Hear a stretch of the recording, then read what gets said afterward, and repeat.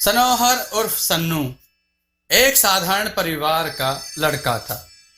बचपन से ही उसे टेस्टी खाने पीने और खिलाने का बहुत शौक था।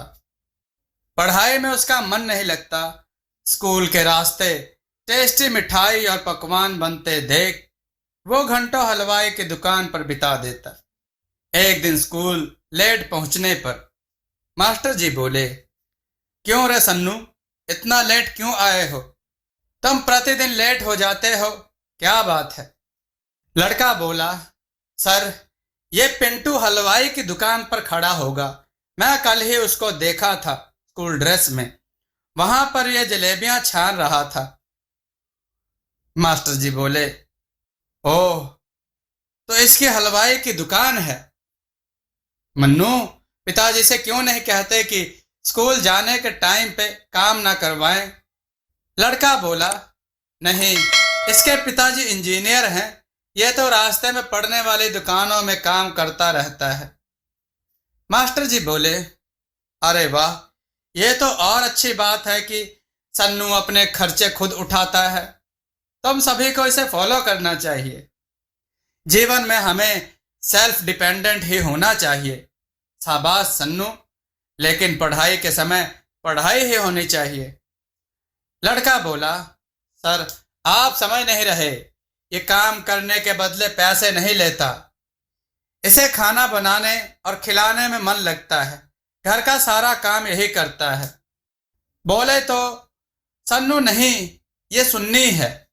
मास्टर जी बोले, चुप रहो, चलो सब अपनी अपनी मैथमेटिक्स की बुक निकालो। मास्टर साहब उस दिन से सन्नू पर नजर रखने लगते हैं। वो लड़कों से ज्यादा लड़कियों में सहज रहता था। लड़कियां उससे तरह तरह के खाने की रेसिपी पूछा करती और वो उन्हें बनाने की विधि बताया करता। सन्नू बोला, अरे सुनो सारिका, देखो मैंने क्या आम का अचार बनाया है, जरा चक्कर तो देखो। सारिका बोली, अरे वाह, ला इधर ला। ये कमाल का है। क्या जादू है? तेरे हाथों में तो जादू है सन्नू। इतना मजेदार, वाह, मजा ही आ गया। यह सब देखकर मास्टर साहब एक दिन बाजार में सन्नू के पिताजी सोमू से मिलकर सारी बात बताते हैं। सन्नू के पिताजी ने भी बताया कि वह लड़कियों वाला काम ही पसंद करता है। पढ़ाई में उसका मन नहीं लगता। एक दिन क्लास में बच्चे उसे छेड़ रहे थे। सन्नू बोला, टीनू, मेरे बेलन दे दे, नहीं तो मैं सर से बोल दूंगा कि तुम लोग मुझे छेड़ रहे हो। टीनू बोला, मैं भी बोल दूंगा कि तुम अपने बैग में बेलन और खरचुल छुपा कर लाते हो। मास्टर जी बोले, क्या हो रहा है? क्या इतना शोर कर रहे हो तुम लोग? तुम लोगों ने पूरी क्लास को मछली बाजार बना दिया है। टीनू बोला, सर, ये रोज अपने बैग में खरचुल और बेलन लाता है, खाने की बात करता रहता है, हमें पढ़ने में डिस्टर्ब करता है। सन्नू बोला, नहीं सर, ये सब झूठ बोल रहे हैं। मैं तो किसी को टोकता भी नहीं। ये लोग मुझे अकेला देखकर छेड़ते रहते हैं। मास्टर जी बोले, चलो चलो सब बैठ जाओ, आज रिपोर्ट कार्ड डिस्ट्रीब्यूशन है। मास्टर जी बोले, सन्नू, तुम्हारा रिपोर्ट कार्ड सबसे खराब है। तुम हिंदी में फेल हो गए हो। हिंदी में गाय पर लेख में सिर्फ दूध से बनी मिठाइयां ही 3 पेज में लिखा है। टीनू बोला, मैंने बोला था ना सर, सारा दिन तो मिठाई वाले के पास रहता है। मैथ में कितने नंबर लाया है सर? मास्टर जी बोले, मैथ में 100 में से 3 नंबर लाया है। इसने लिखा है 3 किलो दूध में 7 किलो दूध मिलाने पर सीधा 7 किलो दूध बनेगा।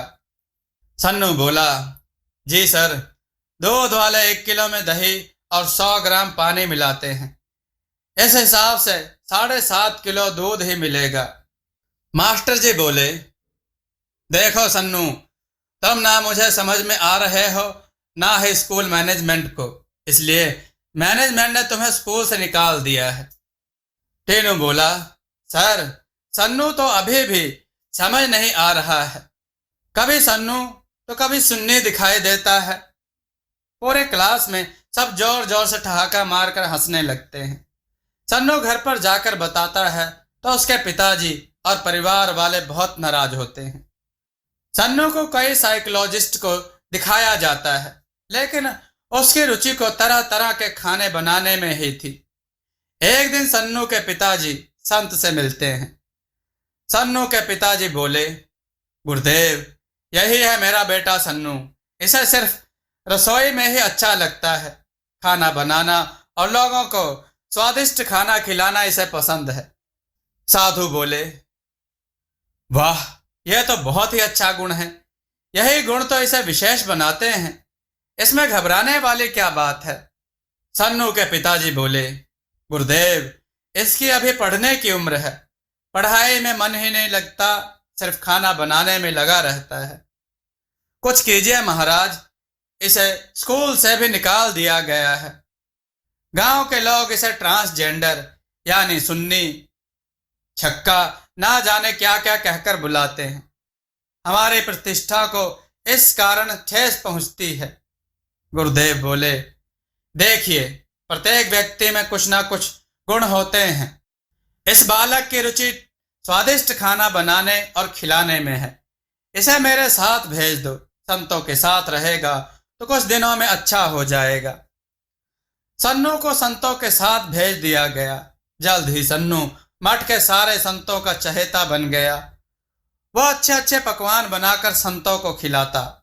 एक दिन संत बोले, देखो सन्नू, मैं तुम्हें अपने साथ लाया था कि तुम एक अच्छे नागरिक बनो, लेकिन तुम तो पहले से ही बहुत अच्छे हो।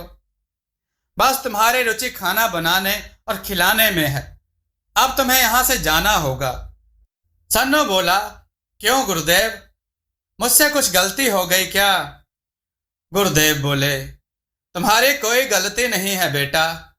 मठ के सारे संत तुम्हारे द्वारा पकाए गए स्वादिष्ट भोजन के आदी हो गए हैं। संतों के जीवन में सादगी होनी चाहिए, ना कि स्वादिष्ट भोजन। स्वादिष्ट भोजन खाकर यह सुबह 4 बजे नहीं उठ पाते और भी दिनचर्या का काम नहीं हो पाता। इसलिए तुम अपने घर वापस लौट जाओ। सन्नू बोला, ठीक है गुरुदेव, जैसी आपकी आज्ञा, लेकिन मुझे उस समाज में मन नहीं लगता। मैं क्या करूं? पिताजी कहते हैं कि पढ़ेगा लिखेगा नहीं तो क्या करेगा जीवन में। गुरुदेव बोले, बेटा, तुम्हारा खाना बनाने और खिलाने का हुनर देखकर मुझे लगता है कि तुम्हें लोगों को खिलाने वाला काम करना चाहिए। सन्नू वापस अपने घर आ जाता है। गांव वाले फिर से उसे सुन्नी सुन्नी कहकर चिढ़ाते हैं। एक बार गांव के सरपंच हुकुमचंद की बेटी की शादी होती है। एक से एक पकवान बन रहे होते हैं। सरपंच के कहने पर सन्नू सारे पकवानों की देखरेख कर रहा था, लेकिन उसी वक्त एक हलवाई को दिल का दौरा पड़ गया और एक मेन हलवाई लच्छू हलवाई को छोड़कर सभी कारीगर चले गए। उस समय सन्नू मोर्चा संभालता है। हुकुमचंद बोले, बेटा सन्नू, मेरी इज्जत अब तेरे हाथ है। अगर मेहमान बिना खाए यहां से चले गए तो मेरी नाक कट जाएगी। सन्नू बोला, अरे चाचा, आपकी बेटी यानी मेरी बहन है, आप फिक्र ना करो, दूसरे काम को देखो। मुझे सिर्फ 4-5 काम करने वाले लड़के उपलब्ध करवा दीजिए। आदमी बोला, नहीं मालिक, आप नहीं समझ रहे। 12,000 आदमियों का खाना, वो भी 20 वैरायटी में 4-5 लड़कों से कैसे बनेगा? हुकुमचंद बोले, ओह, अब क्या करूं, कहां जाऊं? आज इतना जबरदस्त लगन है कि आसपास के गांव में कोई भी हलवाई खाली नहीं है। अब मेरी पगड़ी उछलना तय है। सन्नू बोला, सब हो जाएगा लच्छू चाचा, बस आप सब्र रखो और जैसा मैं कहता हूं वैसा करो। सरपंच चाचा, आप जितनी जल्दी हो सके 4-5 लड़कों को भेजो। सन्नू लच्छू हलवाई और 5 लड़कों को लेकर अपने काम में लग जाता है। सिर्फ 10 मिनट में 5 लड़कों को काम समझाने के बाद सन्नू सभी को उनके अपने काम पर लगा देता है। रात 8 बजे बारात हुकुमचंद के दरवाजे पर आ जाती है। पता चलता है कि बारात में 200 आदमियों की जगह 300 लोग आ गए। हुकुमचंद दौड़कर सन्नू के पास आता है। हुकुमचंद बोला, सन्नू, बारात में 100 आदमी ज्यादा हैं। पहले बारातियों को खाना खिलाओ, गांव के लोगों को बाद में देखेंगे, इज्जत तो चली ही गई। सन्नू बोला, चाचा, कुछ नहीं होगा, आप बस देखते जाइए। पहले बारातियों को खाना देते हैं, उनके खाते खाते गांव वालों का भी खाना बन जाएगा। हुकुमचंद बोले, पता नहीं बेटा क्या होगा, लेकिन तुमसे बात करके हिम्मत आ जाती है। कुछ समय बाद सन्नू ने कहा, चाचा, सारा खाना रेडी है, आप बस बारातियों को खाना खिलाइए। खाना बहुत स्वादिष्ट बना था। सारे बारातियों को खाना खिलाने के बाद गांव के लोगों को भी खाना खिला दिया जाता है। हुकुमचंद यह देखकर काफी खुश हो जाता है। वह सन्नू की प्रशंसा पूरे गांव में कर रहा था। हुकुमचंद बोला, अरे सोमू, कल अगर तुम्हारा बेटा सन्नू नहीं होता तो मेरी इज्जत चली जाती। सोमू बोला, वो सब तो ठीक है सरपंच जी, लेकिन इसकी रुचि के चलते इसकी पढ़ाई छूट गई। लोग इसे सुन्नी और ना जाने क्या क्या कहते हैं, यह आपसे छुपा हुआ नहीं है। हुकुमचंद बोला, अरे कहने वालों को कोई रोक सका है? सन्नू में जो टैलेंट है वो किसी में नहीं। कल मेरी बेटी की शादी में एक से एक ऑफिसर, इंजीनियर, डॉक्टर, वकील, बिजनेसमैन आए हुए थे, लेकिन सन्नू ने मेरी पगड़ी की लाज बचाई है। इसके बाद सन्नू गांव और आसपास में शादी समारोह में खाना बनाने का काम करने लगता है। बारात में आए एक सेठ सन्नू के खाने की, खासकर उसके टेस्टी डोसे को खाने के बाद सन्नू को शहर में उसके रेस्टोरेंट में काम करने का ऑफर देता है। सन्नू अब शहर में रेस्टोरेंट में जाकर काम करने लगता है, लेकिन जल्द ही रेस्टोरेंट के मेन शेफ से उसकी बनती नहीं और वो वहां से काम छोड़कर ठेले पर डोसे की दुकान खोल लेता है। उसके मधुर व्यवहार और लजीज डोसे की वजह से जल्द ही वह छोटी सी दुकान से बड़ा रेस्टोरेंट बना लेता है। इधर टीनू के पिताजी एक सड़क हादसे में गुजर जाते हैं। टीनू पिताजी का व्यापार ठीक से चला नहीं पाता और घाटे में चला जाता है। वह काम खोजने शहर आता है। एक दिन टीनू को बहुत भूख लगी थी। टीनू को सन्नू के रेस्टोरेंट में डोसा खाने के बाद पता चलता है कि उसका पर्स किसी ने उड़ा लिया है। पैसे के लिए टीनू की बहस रेस्टोरेंट के स्टाफ के साथ होने लगती है। तभी वहां पर सन्नू आ जाता है। सन्नू बोला, अरे टीनू, तू यहाँ कैसे? और सुना क्या हो रहा है? गांव का क्या हालचाल है? टीनू बोला, अरे सन्नू, बहुत टाइम पर मिला है यार। तुम्हारे पास अगर 225 रुपए हैं तो देना यार, मेरी जेब किसी ने काट ली है, मुझे डोसे का पैसा देना है। सन्नू ने कहा, सर के पैसे मैं दे दूंगा, तुम लोग जाओ और हाँ, एक कॉफी लाना हम दोनों के लिए। सन्नू बोला, आओ टीनू, बैठकर बात करते हैं, बहुत दिन बाद मिले हो। टीनू बोला, अबे तेरा तो हुलिया ही बदल गया। और सुना, कहाँ काम चल रहा है आजकल? सन्नू बोला, मेरा काम तो यहीं चल रहा है, तुम अपना सुनाओ, यहाँ कैसे आए? टीनू बोला, अबे वाह, इतने बड़े रेस्टोरेंट में काम करता है तू? गुड यार, बहुत अच्छा काम पकड़ा है। तुम्हारी शिफ्ट कितने बजे की है? इतने में एक वेटर सन्नू के पास आकर बोलता है, सर, मैनेजर साहब मीटिंग के बारे में पूछ रहे हैं। सन्नू बोला, बस 5 मिनट में आता हूं। टीनू बोला, अबे साले, जा मीटिंग अटेंड कर, नहीं तो मेरे चक्कर में मैनेजर कहीं तुझे छुट्टी ना दे दे। और हाँ देख, मैनेजर जैसे बड़े लोगों से टच बनाकर रख। अबे ये कोट टाई बदल कर प्रॉपर वेटर वाली ड्रेस पहन ले, नहीं तो बड़े लोगों का मूड का क्या भरोसा।